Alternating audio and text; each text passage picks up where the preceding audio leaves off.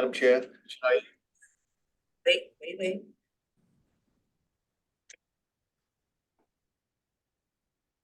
Good morning. Welcome to the April meeting of the Finance Committee. First up on the agenda is the Columbia University bond offering, and that's presented by Dave. Not sure where Dave is, but he's either in Albany or in Buffalo or. I'm here in Albany. Good morning, everyone. The Finance Committee is being asked to recommend to the full board the adoption of a resolution to proceed for a financing in an amount not to exceed $150 million on behalf of Columbia University. Bond proceeds are expected to be used to finance or reimburse the university for costs associated with various construction and renovation projects at the Morningside Heights Medical Center and Manhattanville campuses. Projects include a new 34-story building to house graduate students and faculty members on the southwest corner of 125th Street and Broadway in Manhattan. The new facility, which is currently under construction and expected to be completed this year, will be comprised of approximately 180,000 square feet and include 142 apartments. This project was also financed in part with proceeds from DASNY's 2023 bonds.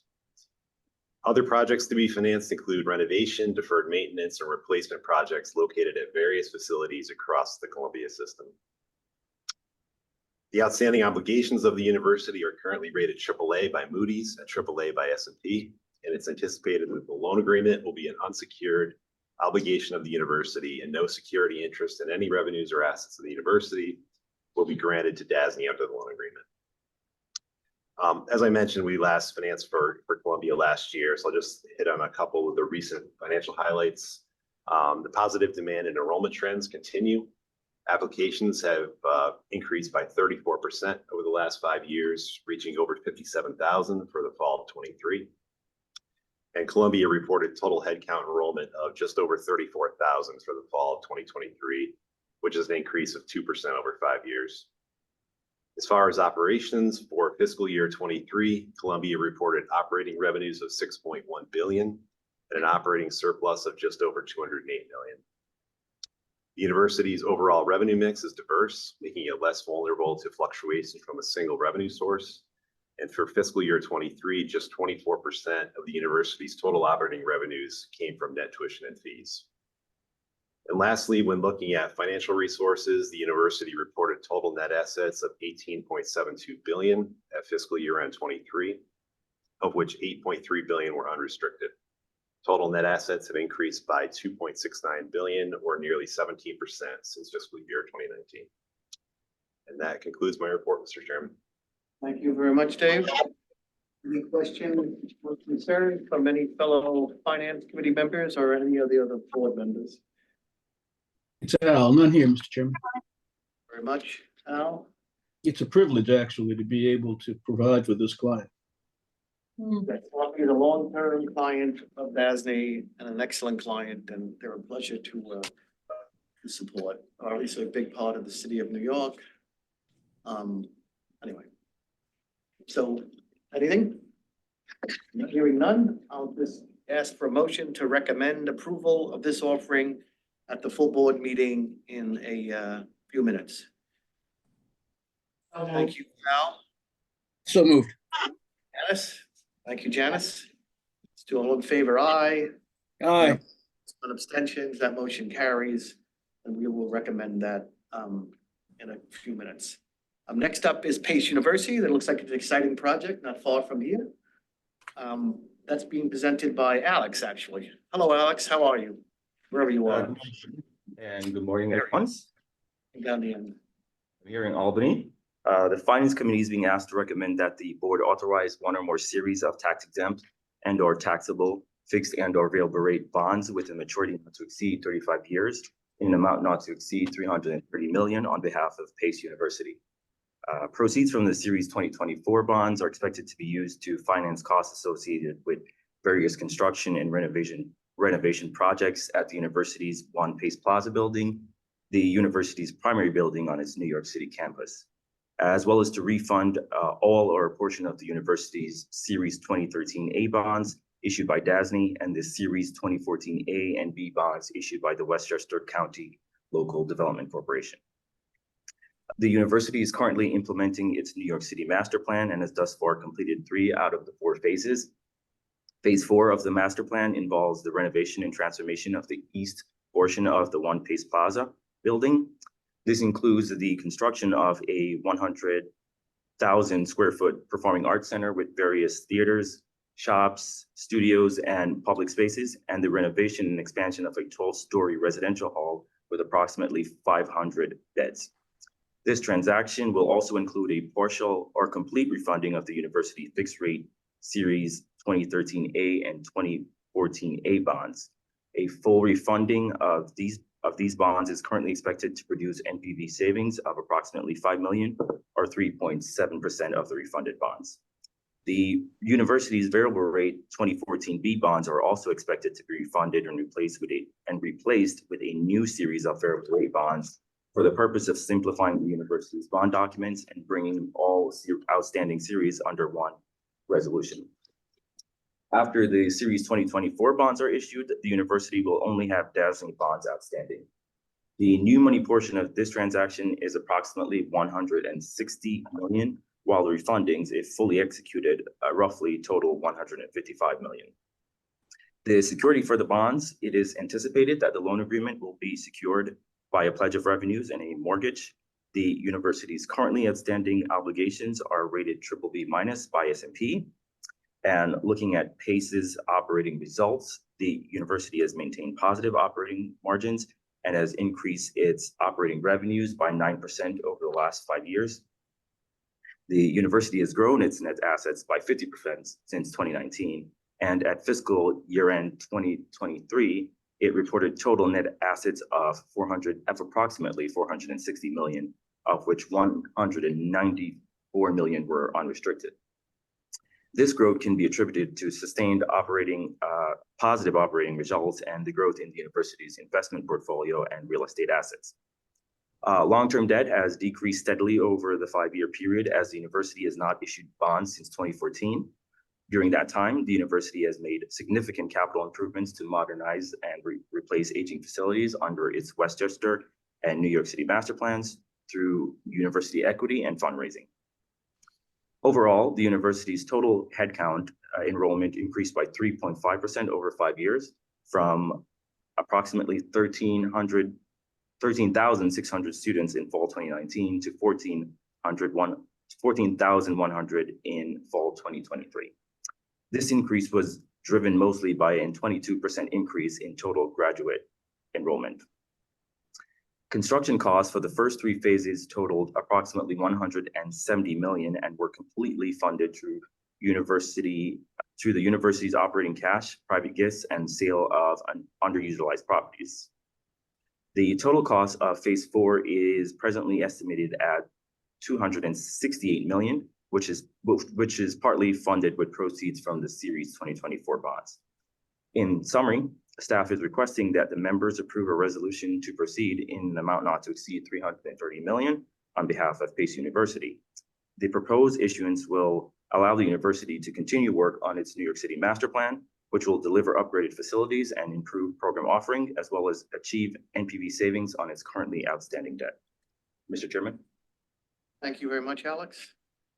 Any questions or concerns from fellow finance committee members or any other board members? No concerns, Mr. Chairman, but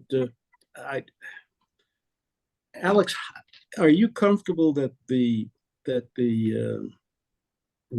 returning students are increasing at a rate that is compatible with PACE's effort to get people back there?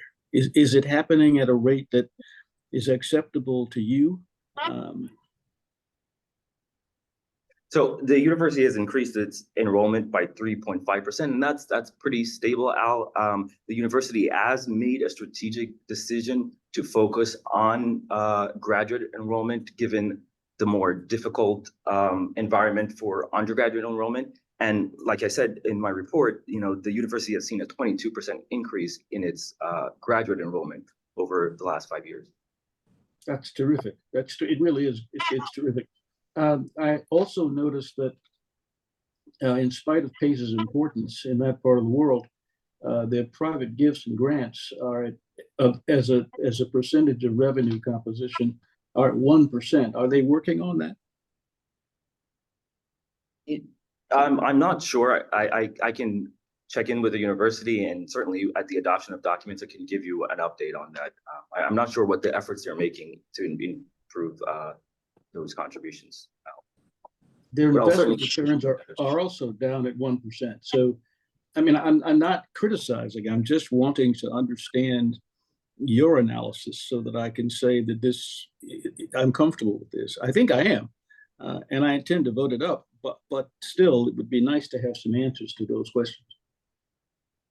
Absolutely, Al. And if we examine the staff report, we will see, despite PACE being rated BBB minus by S&P, they do have a stable outlook. And if we examine the staff report, we see an institution that's pretty stable in terms of enrollment. They've increasing their enrollment. They're maintaining positive operating margins, and they're increasing their revenue. So, we don't know what the future will bring out. Of course. But, And let me say quickly that it's the BBB minus rating that actually got my attention. So that I'm curious to know what they're doing to increase those parts of their revenue composition that are low. yeah, and I was going to say, Alex, did they close on the sale of their old Briarcliff campus? in Westchester, Yeah, we did this Yes. 5 years ago, and there was part of it was they were closing they were selling the old they were shutting down a portion of the campus that was in Briarcliff, not the part that's over in whatever, Sleepy Hollow, whatever. And I again, don't I remember if know they. they've sold some properties in Westchester in order to work on their Westchester master plan. However, I'm not sure of the sale of that specific property, but I can follow up and get. I just was curious, because if they weren't, that's more money coming into there. Mr. Chairman, let's get to a vote so that Alex can go do some more homework.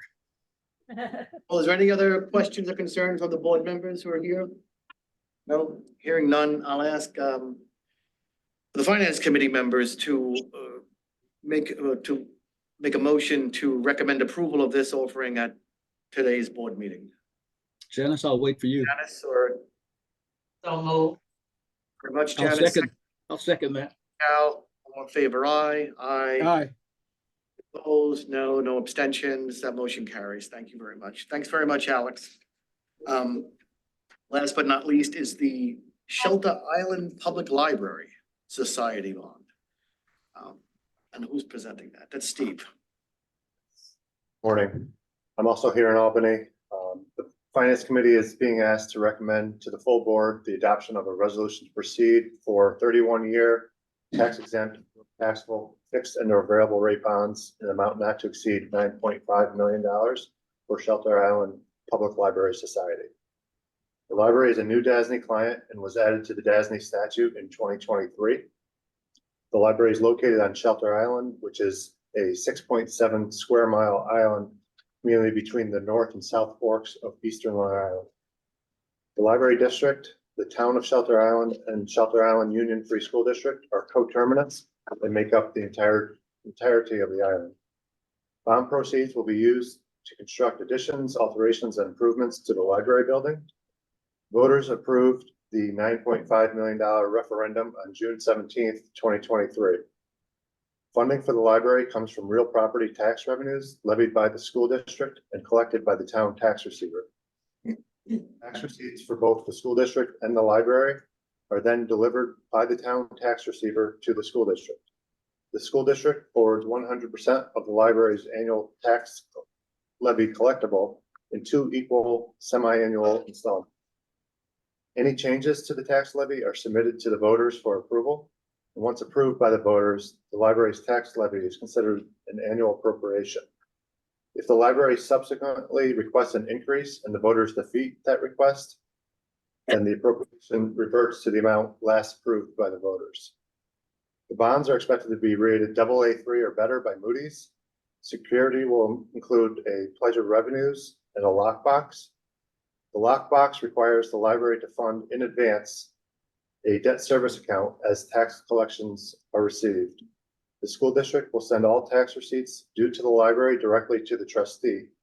A portion of the library's tax receipts will be set aside by the trustee to fund the debt service fund, and the remaining balance will be transferred to the library to be used for its operations. So in summary, the library has a predictable revenue stream, and the debt service fund will be funded through the lockbox mechanism ahead of bondholder payments. Therefore, staff requests the Finance Committee to recommend approval of a resolution to proceed for a bond issue in amount not to exceed $9.5 million on behalf of Shelter Island Public Library Society. Mr. Chairman. Thanks very much. Steve? Janice or Al, any questions? No questions here, Mr. Chairman. Much? Anybody from the board? Board members? No? Can I get a motion to recommend approval at the board meeting later on today? So moved. Second. Much, all in favor, aye. Aye. Abstentions, that motion carries. Unless anyone has any questions, concerns, the Finance Committee, Jerry, yes. we just need to adopt the minutes from the March Finance Committee meeting. Oh, yes, thank you very much. Sure thing. Got that one, for sure. So I'm going back to go back to the meeting minutes from the March meeting and to ask for a motion to approve those meeting minutes. I recommend Oh. approval, Mr. Chair. All in favor, Aye. aye. Aye. None opposed, no abstentions, that carries. Thank you, Portia, for reminding me. Appreciate that. Let's go back to the adjournment motion. So moved. All in favor, aye. Aye, none Aye. opposed. Thanks very much. That concludes finance for April. We look forward to an active agenda in May. Thank you.